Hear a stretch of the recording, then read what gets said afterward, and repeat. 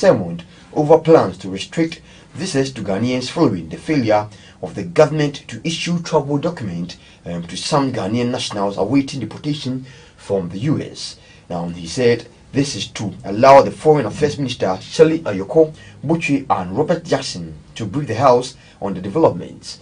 Currently, the minority in Parliament will in the coming days request that the Foreign Minister apprise the Parliament on this development coming from the Minister for Honourable Member in Parliament for Northern Constituency, Honourable Okujeto Ablakwa.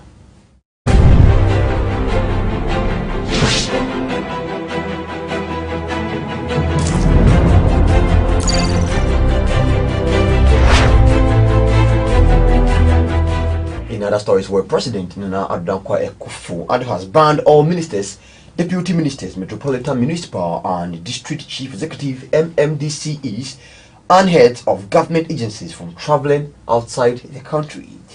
It is unclear that what exactly may have prompted the new directive, but a memo from the president said the ban was temporary. The memo, which was signed by the chief of staff Akosua Fema-Opare, said the Minister for Foreign Affairs and Regional Integration, Shirley Ayoko Botchwey, is exempted from the directive.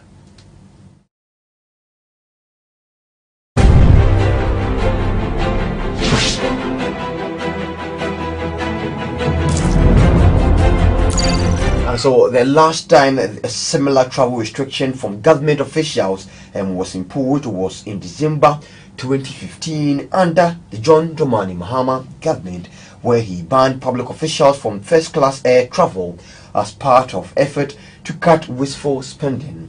Now, some officials in government have had the cause to complain about incessant travels of some appointees who in most cases are unable to justify why they travelled outside the country.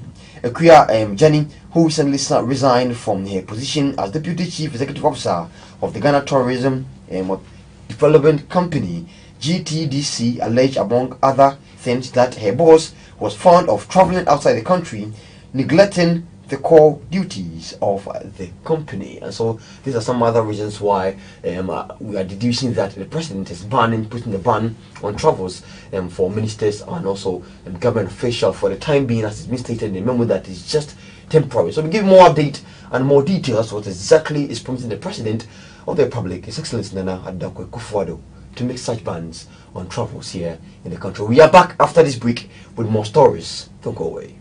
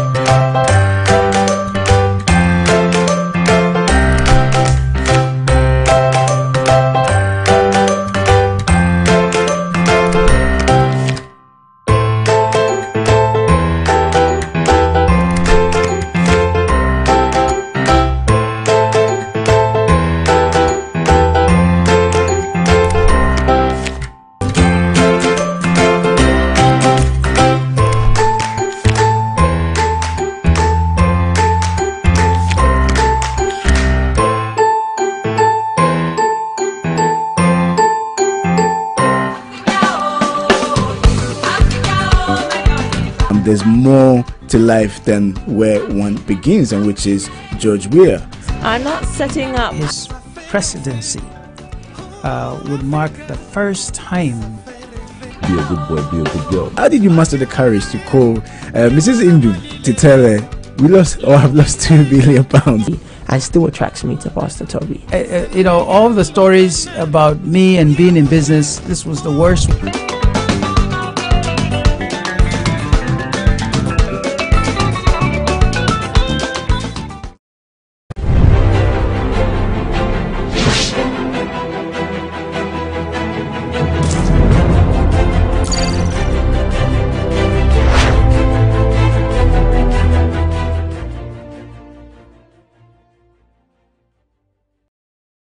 You're welcome back, and we're streaming live on YouTube at Gntv. Follow us on Facebook, on Twitter, or on Instagram, or on Gntv. We're not taking a look on the international front.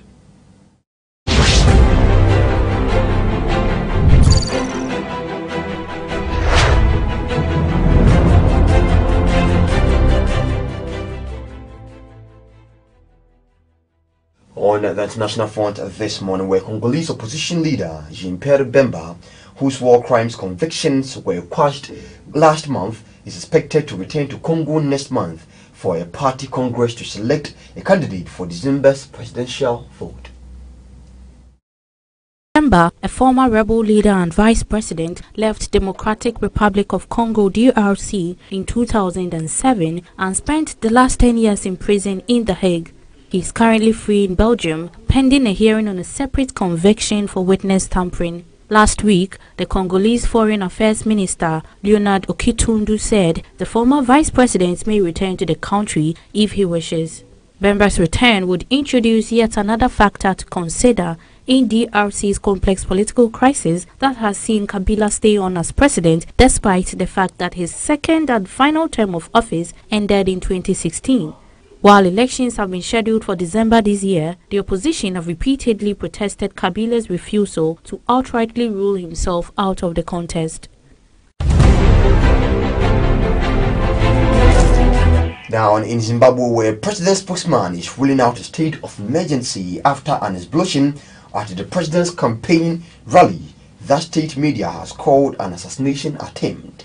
George Charamba told the state-run Sunday Mail newspaper that the historic July 30 election will go ahead as planned despite the blast that occurred shortly after President Emerson Mnangagwa addressed the stadium crowd in Bulawayo on an opposition stronghold on Sunday. Now, in other stories, to focus on the quarters of Zimbabwe, where at least 49 people, including both the Zimbabwe's vice president, were injured in the explosion that Mnangagwa said occurred just inches from him. Dramatic footage showed him walking off the stage and into a crowd tent where the blast occurred seconds later, sending up smoke as people screamed and ran for cover. And so that's all for the AM News here on GNTV. With me, Bryce, then I'll go see Amaning. We'll be live on YouTube at GNTV. You can also follow us on Facebook, on Twitter, on Instagram, or on GNTV. We'll be live from our studio number 10 in Kwa Street here in Accra, the capital of Ghana in West Africa. Thanks for watching and have a good morning.